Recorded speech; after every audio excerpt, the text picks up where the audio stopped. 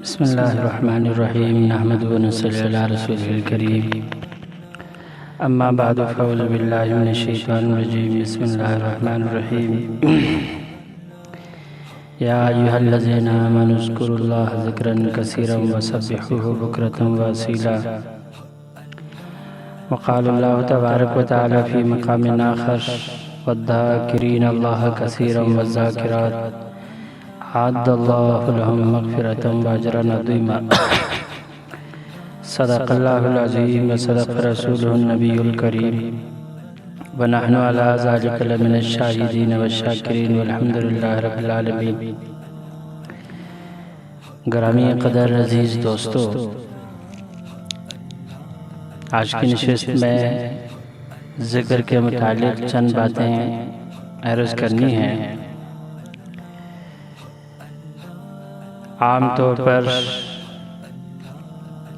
مختلف شعبے ہوتے ہیں تو ہر شعبے کا ایک مقصد ہوتا ہے، اس مقصد کے تحت وہ کام کر رہے ہوتے ہیں۔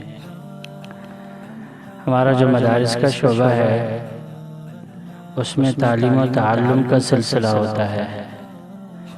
جو بھی استاذ آئے گا، جو پڑھائے گا، وہ ہر طالب علم پہ اس بات کا زور دے گا کہ وہ زیادہ سے زیادہ اپنی پڑھائی پہ توجہ کرے۔ اسکول کی لائن آپ لے لیں، اسکول میں بھی، کالجوں میں بھی جتنے استاذ ہوتے ہیں، پروفیسر ہوتے ہیں، لیکچرار ہوتے ہیں، سب کے سب اسی چیز پہ زور دیتے ہیں کہ وہ بچوں کو کہ وہ اپنے سبجیکٹ پہ توجہ دے دیں، اس پہ محنت کریں۔ انگلش کا استاذ ہوگا تو انگلش پہ زور دے گا، میتھ کا استاذ ہوگا وہ میتھ پہ زور دے گا، بیالوجی کا استاذ ہوگا وہ بیالوجی پہ، جو بھی ہو تو بہرحال ہر ایک کا اپنا ایک شعبہ ہوتا ہے۔ پھر مدارس میں فقہ کا استاذ ہوگا تو فقہ کی اہمیت سب سے بڑھا دے گا، منطق کا استاذ ہوگا تو منطق کی اتنی زیادہ فضیلت بیان کرے گا کہ بندہ سمجھے گا کہ یار قرآن حدیث سے بھی 2-4 قدم یہ آگے ہے۔ تو ہر ایک استاد کسی بھی لائن کا ہوگا تو وہ اسی لائن میں دوسروں کا ذہن سازی کرے گا، دوسروں کو تیار کرے گا۔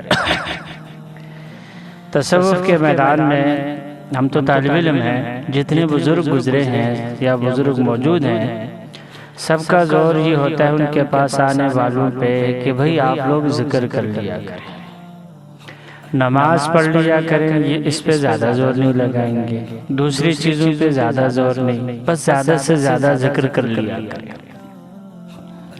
ذکر کہتے کس کو ہیں؟ ایک اس کا معنی ہے نصیحت۔ اللہ تبارک و تعالی نے قرآن کریم میں نصیحت کے معنی میں بھی ذکر فرمایا، یہ ذکر کا لفظ ذکر فرمایا ہے، اِنَّا نَحْنُ نَزَّلْنَا الذِّكْرَ وَإِنَّا لَهُ لَحَافِظُونَ۔ قرآن کریم کو نصیحت کہہ کر اللہ تبارک و تعالیٰ فرماتے ہیں کہ اس ذکر کو، اس نصیحت کو ہم نے اتارا ہے اور اس کی حفاظت بھی ہم کریں گے۔ قیامت کے متعلق بھی ذکر کا لفظ قرآن کریم میں استعمال ہوا ہے، اور جو آیتیں میں نے پڑھی ان آیتوں میں ذکر کا لفظ ذکر کے معنی میں استعمال ہوا ہے۔ ذکر کس کو کہتے ہیں؟ اللہ تبارک و تعالیٰ کی طرف متوجہ ہو کر کے اللہ کو یاد کرنے کو کہتے ہیں۔ نبی کریم صلی اللہ علیہ وسلم، بہت ساری لوگ آپ کی معلومات کے لیے عرض ہے، حضور صلی اللہ علیہ وسلم کے وہ اعمال بھی کوٹ کرتے ہیں جو نبوت سے پہلے کے ہیں، جبکہ شریعت ہمارے لیے حضور صلی اللہ علیہ وسلم کے وہ اعمال ہیں جو نبوت کے بعد کے ہیں۔ بلکہ کچھ لوگ تو مشرکوں کے اعمال بھی کوٹ کر لیتے ہیں۔ ایک صاحب سے بات ہوئی تو کہنے لگے کہ بھائی ہم ربیع الاول میں حضور صلی اللہ علیہ وسلم کا ولادت کا جشن کیوں نہ منائیں؟ حضور صلی اللہ علیہ وسلم جب پیدا ہوئے تھے تو ابو لہب نے منایا تھا۔ میں نے کہا ابو لہب نے منایا تھا، کیا مطلب اس نے بھی جھنڈیاں لہرائی تھی، کیا کیا تھا؟ کہنے لگے کہ نہیں، حضور صلی اللہ علیہ وسلم چونکہ ان کے بھتیجے لگتے تھے تو حضور کی پیدائش کی جب خوشی اور خوشخبری ان کو سنا دی گئی تو انہوں نے اپنی باندی کو اس خوشی میں آزاد کر دیا تھا۔ اور یہ حدیث میں حقیقت ہے کہ انہوں نے سن کر کے، چونکہ ان کے رشتے میں بھائی لگتے تھے حضرت عبداللہ، ان کا انتقال ہوا تھا، جب حضور کی پیدائش ہوگی تو خوش ہو کر کے انہوں نے اپنی باندی صوبیہ نے ان کو خوشخبری سنائی، تو انہوں نے اس کے بدلے میں صوبیہ کو آزاد دی تھی۔ تو میں کچھ دیر خاموش ہوا، پھر میں نے ان سے کہا کہ پیارے، آپ حضور کی امتی ہیں یا ابو لہب کی امتی ہیں؟ حضور کی امتی ہیں یا ابو لہب کی امتی ہیں؟ ابو لہب نے جو کچھ کیا آپ اسی کا فالو کریں گے، یا حضور صلی اللہ علیہ وسلم نے جو کچھ کیا اس کا فالو کریں گے؟ حضور صلی اللہ علیہ وسلم کو 40 سال نبوت سے پہلے کے گزرے، 23 سال نبوت کے بعد کے گزرے، کیا حضور صلی اللہ علیہ وسلم نے اپنی نبوت سے پہلے یا نبوت کے بعد اس دن کی خوشی منائی ہو کہ مجھے اللہ تعالیٰ نے پیدا کر دیا؟ حقیقت یہ ہے کہ حضور صلی اللہ علیہ وسلم کی پیدائش اس امت کے لیے اللہ کی طرف سے بہت بڑا تحفہ اور بہت بڑی خوشی کی بات ہے۔ اس وقت اگر ہم انسان ہو کے انسانیت کی زندگی گزار رہے ہیں تو دوستو اس کے پیچھے حضور صلی اللہ علیہ وسلم کی پیدائش، حضور صلی اللہ علیہ وسلم کی بعثت۔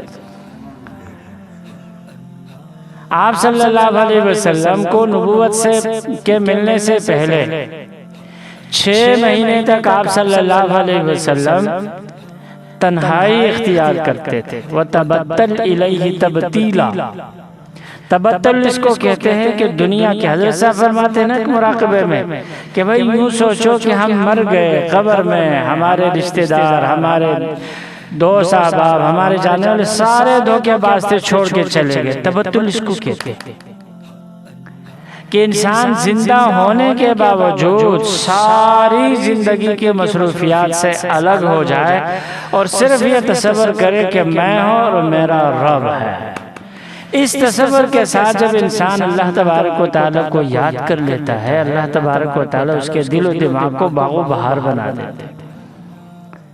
نبی کریم صلی اللہ علیہ وسلم نبوت کے ملنے سے 6 مہینہ پہلے غار حرا میں جا کر کے اللہ تبارک و تعالیٰ کو یاد کرتے تھے،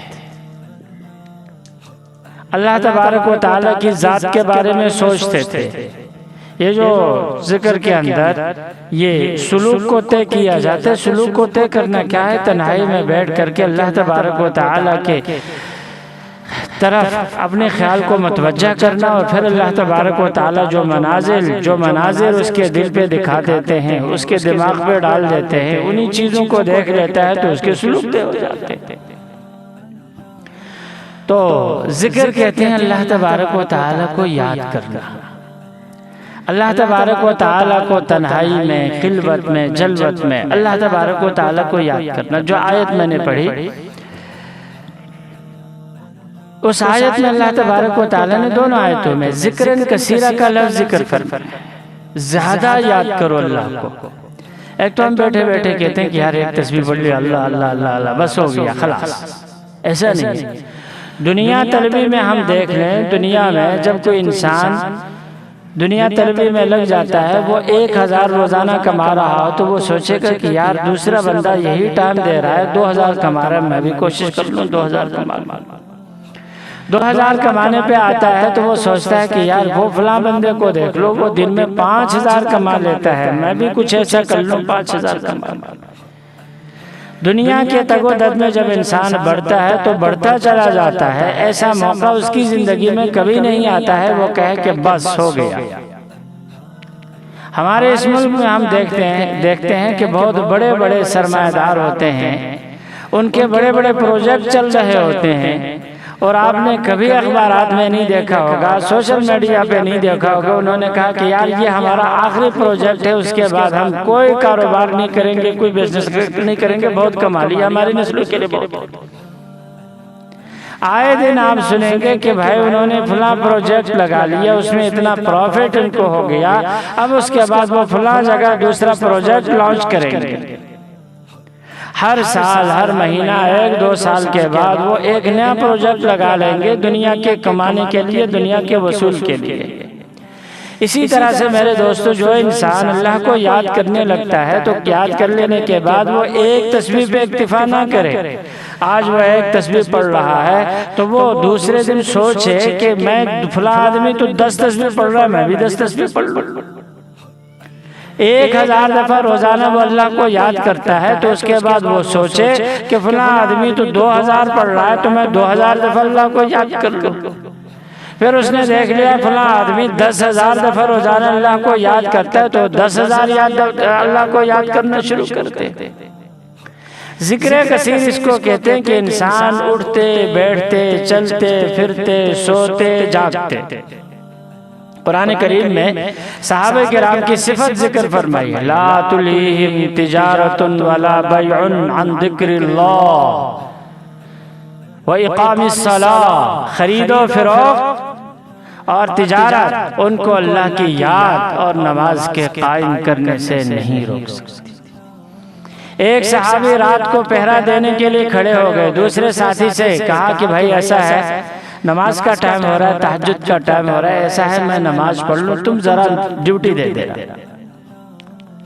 وہ نماز میں شروع ہو گئے، سورہ کہف شروع کر دی. اتنے میں ایک کافر گھات میں بیٹھا ہوا تھا، اس نے تیر چلایا. تیر ان کے جسم میں آ کر کے پیوست ہو گیا، درد بھی ہو رہا ہے، پر نماز کو انہوں نے نہ توڑی نہ نماز کو انہوں نے چھوڑا. پڑھتے گئے آخر نماز مختصر کر کے سلام پھیرا اور پھیرنے کے بعد ہاتھ اٹھائے، کہنے لگے کہ اگر آج میرے فریضے کی ذمہ داری میرے ذمہ نہ ہوتی تو میں سورہ کہف کو مکمل کیے بغیر نماز کو پورا نہ کرتا. تیر لگ گیا، خون بہہ گیا، پر یہ ہے کہ نماز کو انہوں نے کم ہونے نہیں دی. حضرت بی بی فاطمہ رات کو کھڑی ہو جاتی، نماز پڑھتی. سردیوں کی لمبی راتیں گزر جاتی، ایک رکعت ان کی پوری نہیں ہوتی. مؤذن کی اذان آ جاتی تہجد کے ٹائم، مدینہ منورہ میں نماز مختصر کر کے سلام پھیرتی، اوپر آسمان کی طرف دیکھتی، کہتی کہ مولا تیری رات اتنی مختصر ہے، اتنی چھوٹی ہے کہ تیرے پیغمبر کے بیٹی فاطمہ کی ایک رکعت پوری نہیں ہوتی. تو جو انسان ذکر کر لیتا ہے نا، حدیث پاک میں ہے کہ انظروا الی من ہوا فوقکم ولا تنظروا الی من ہوا انظروا الی من ہوا تحتکم ولا تنظروا الی من ہوا فوقکم فهو اجدر اللہ تزدروا نعمت اللہ علیکم. دنیا داری میں تو یہ ہے کہ اپنے سے ماتحت کو دیکھو، اپنے سے اوپر کا نہ دیکھو، اس سے اللہ تبارک و تعالیٰ کا شکر گزار بندہ بن جاؤ گے. اللہ تبارک و تعالیٰ نے ہمیں دال روٹی دی ہے، ہم سوچیں کہ بہت سارے لوگ ایسے ہیں ان کو دال روٹی پہ کوئی اثر نہیں ہے. ہمیں اللہ تبارک و تعالیٰ نے بس کا کرایہ دے دیا ہے، بہت سارے ایسے لوگ ہیں کہ وہ پیدل چل رہے، ان کے پاس بس کا کرایہ بھی نہیں. ہمیں اللہ نے سائیکل دی ہے تو ایسے سوچیں کہ بہت سارے لوگ ایسے ان کے پاس سائیکل بھی نہیں ہے. موٹر سائیکل دی ہے تو سوچیں بہت سارے لوگ ایسے ان کے پاس بائک بھی نہیں ہے. گاڑی دی ہے، بہت سارے لوگ ایسے ہیں کہ ان کے پاس گاڑی بھی نہیں ہے. اپنا مکان دیا ہے تو شکر کریں، بہت سارے لوگ کرائے پہ رہے، ان کے پاس اپنا مکان نہیں ہے. کرایہ افورڈ کر رہے ہیں تو شکر کریں، بہت سارے لوگ ایسے ہیں جو جھوپڑیوں میں زندگی گزار رہے ہیں، وہ کرایہ تک افورڈ نہیں کر سکتے. لیکن دینداری کے بارے میں اللہ تبارک و تعالیٰ نے یہ نہیں فرمایا کہ بھئی تم 5 وقتہ نماز پڑھتے ہو تو ان کو دیکھو جو 2 وقت کی نماز پڑھتے ہیں. تم اگر سنتوں کو ادا کرتے ہو تو ان کو دیکھو جو سنتیں بھی چھوڑ کے بھاگ جاتے ہیں. نہیں، دینداری کے متعلق یہ ہے کہ تم ہمیشہ اپنے سے اوپر کو دیکھو. ہم اگر 5 وقتہ نماز پڑھتے ہیں تو ایسے لوگ بھی موجود ہیں جو 5 وقتہ نماز با جماعت تکبیر اولیٰ کے ساتھ پڑھتے ہیں. حضرت رشید احمد گنگوہی رحمہ اللہ مدرسے کے کسی کام میں مصروف ہو گئے، مصروفیت کی وجہ سے جماعت کھڑی ہو گئی، جلدی میں پہنچ گئے تو سیڑھیوں میں پہنچ گئے، غشی کھا کر کے گر گئے. ہوش آیا تو ہوش آنے کے بعد کہا کہ حضرت کیا ہوا؟ فرمانے لگے کہ بھائی آج 34 سال کے بعد پہلی بار میری تکبیر اولیٰ چھوٹ گئی. حضرت باقی باللہ رحمہ اللہ کے انتقال ہوا تو انہوں نے کسی مفتی عالم کسی بڑے بندے کا نام نہیں لیا، صرف اتنا بولا کہ بھائی میرا جنازہ وہی بندہ پڑھا لے جس کی چاش کی نماز کبھی قضا نہ ہوئی ہو۔ بڑے بڑے بزرگ موجود اس وقت، اللہ اکبر، جنازہ تیار، کوئی آگے بڑھنے کے لیے تیار نہیں، آخر ٹھاٹھا باندھے ہوئے آگے جا کر کے کھڑے ہو گئے اس وقت کے سلطان التمش۔ کہنے لگے کہ بابا جی آپ کو کس نے بولا تھا کہ جاتے جاتے میرے راز کو فاش کر جائے؟ کہا کہ لوگوں، بابا میرا راز فاش کر گیا، الحمدللہ، اللہ کا شکر ہے، آج تک میری چاش کی نماز کبھی قضا نہیں۔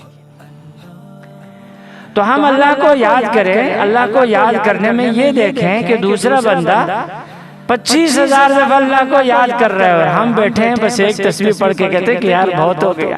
ہمارے مہمان بھائیوں کے متعلق آتا ہے کہ ناشتے میں 2-3 بسکٹ کھا لیے، کہتے ہیں کہ یار بہت کھا لیا۔ تو ایسا نہیں کرنا چاہیے۔ اللہ تبارک و تعالی نے ہمیں یہ زندگی دی ہے، آپ بائک چلا رہے ہیں، بھئی اللہ اللہ کر دیں، کون سا آپ کا ٹائم ضائع ہو رہا ہے؟ آپ دکانداری کر رہے ہیں، اللہ اللہ کر لے دل سے، کون آپ کو روک رہا ہے؟ آپ دنیا کا کوئی بھی کام کر لے، زبان سے اللہ اللہ کر دیں، آپ کا کام بھی چلتا رہے گا اور اللہ کا ذکر بھی چلتا رہے گا۔ اسی کو کہتے ہیں دست بکار دل بیار، دست بکار دل بیار، ہاتھ کام میں لگا ہوا ہے اور دل یار کے ساتھ لگا ہوا، یار کو یاد کر رہا ہے، اللہ کو یاد کر رہا ہے۔ تو دوستو جب ہم یہ اپنا معمول بنائیں گے، اللہ تبارک و تعالیٰ کو کثرت سے یاد کریں گے، ذکر کرتے رہیں گے، تو ایسا ہماری زندگی میں موقع ضرور آئے گا کہ ہم سو رہے ہوں گے تو ہمارا جسم اللہ اللہ کر رہا ہوگا، ہمارا دل اللہ اللہ کر رہا ہوگا، ہمارے روح سے اللہ اللہ کی یاد جاری ہوگی۔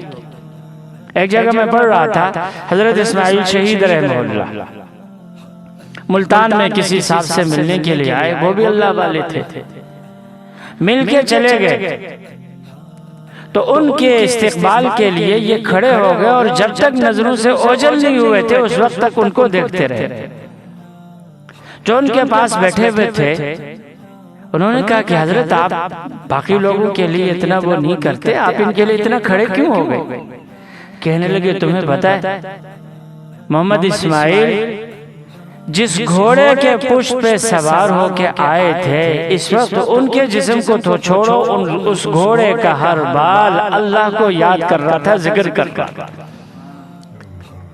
تو جو انسان اللہ کو کثرت سے یاد کرتا ہے، اور ایک جگہ میں پڑھ رہا تھا جو اللہ والے ہوتے ہیں، قلندر قسم کے لوگ ہوتے ہیں، اللہ کو کثرت سے یاد کرتے ہیں، جس زمین پہ بیٹھ کے وہ اللہ کو یاد کر رہے ہوتے ہیں، تحت الثری تک زمین بھی اللہ اللہ کر رہی ہوتی ہے، صدیاں گزر جاتی ہیں پر وہ جگہ اللہ کی یاد سے غافل نہیں ہوتی۔